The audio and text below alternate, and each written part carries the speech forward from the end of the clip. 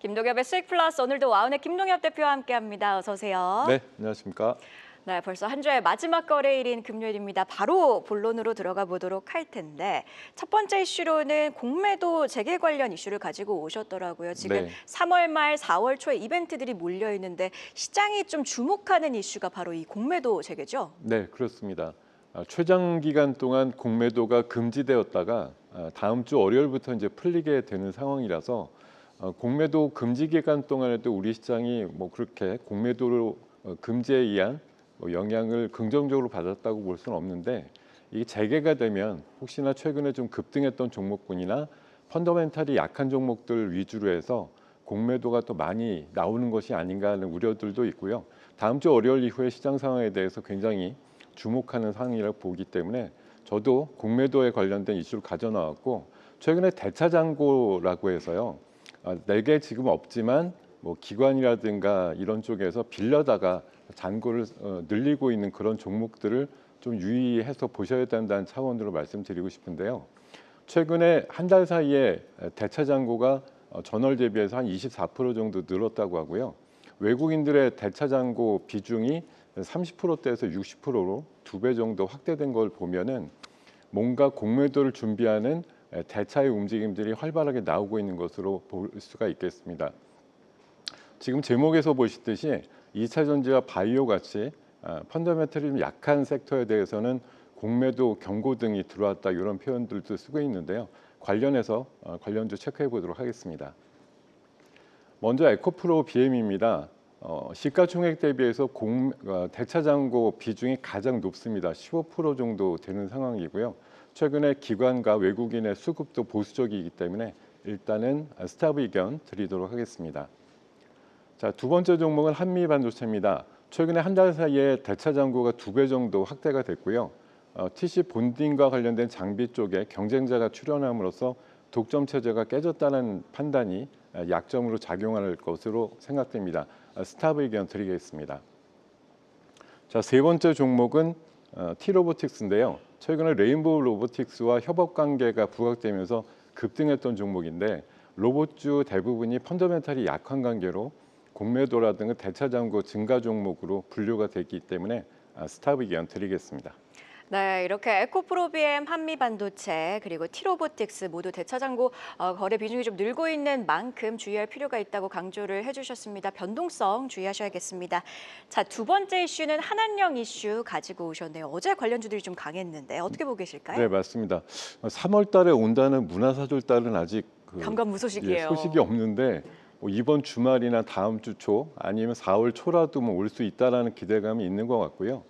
지금 우리나라는 이미 중국으로부터 무비자 상황을 좀 적용을 받고 있고요. 우리나라도 이게 대응해 가지고 3분기부터 중국의 단체 관광에 대해서는 한시적이지만 비자 면제를 실시할 거란 얘기들이 있거든요. 지금 비자를 받으면서 오는 상황이지만 2023년도 대비해서 작년도 중국의 인바운드 그 관광객 수가 45% 정도 늘었다 그래요. 그래서 비자가 면제되면 훨씬 더 유입 속도가 빠르지 않을까, 그렇게 생각들을 하는 것 같습니다. 최근에 한한령 해제와 관련된 이슈들이 가시화되고 있는데요. 중국의 대표적인 공산당 기관지인 황구시보가 웬만해서 우리나라에 대해서 긍정적인 얘기 안 하는데요. 폭삭 속았수다라는 드라마에 대해서 극찬했다는 너무 뉴스도 재밌어요. 어저께 나왔고요. 다음 달에 그 하이난에서 워터밤이라고 하는 굉장한 쇼가 이틀 정도 열리는데, 거기에 우리나라 국내 아티스트들 다수가 초대를 받았다 그래서 역시 한한령 해제와 관련된 기대감이 커지는 것 같습니다. 2023년도 기준으로 중국의 문화산업 관련된 그 예상 시장 규모가 2,000조가 넘는다고 하니까요. 우리가 다시 한번 한한령을 깨고 진출하게 되면 수익을 올릴 수 있는 기업들이 상당히 많다는 판단 드려보면서 관련주 체크해 보겠습니다. 네, 먼저 첫 번째 SM입니다. 최근에 주가 흐름이 상당히 양호한데요. 에스파라고 하는 그룹이 최근에 부각되고 있는데 중국에서 특히 인기가 엄청나게 많다고 하고요. 신규 아이돌 그룹들도 성장세를 굉장히 돋보이게 하고 있다고 얘기를 하고 있습니다. 그 의견 드려도 충분할 것 같습니다. 자, 두 번째 종목은 스튜디오 드래곤인데요.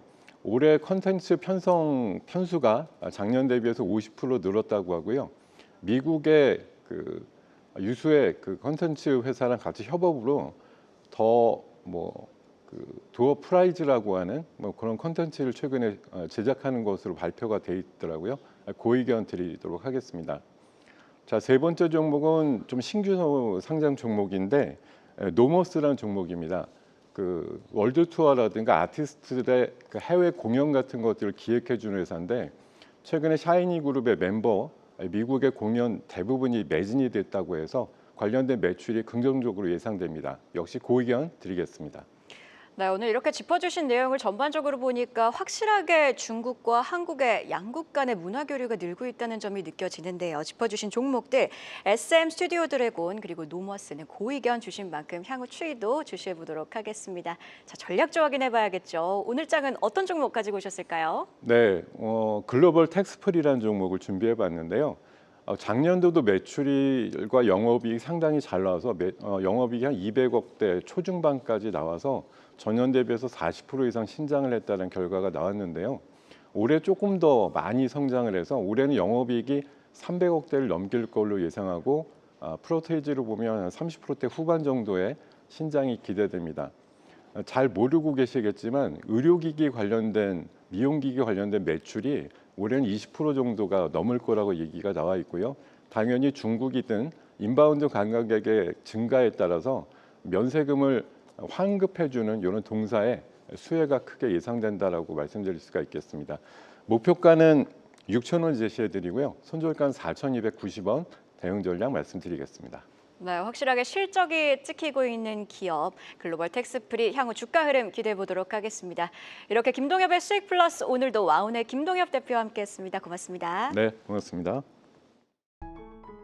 계속해서 다양한 경제 이슈를 알고 싶다면 구독과 좋아요, 알림 설정 부탁드립니다.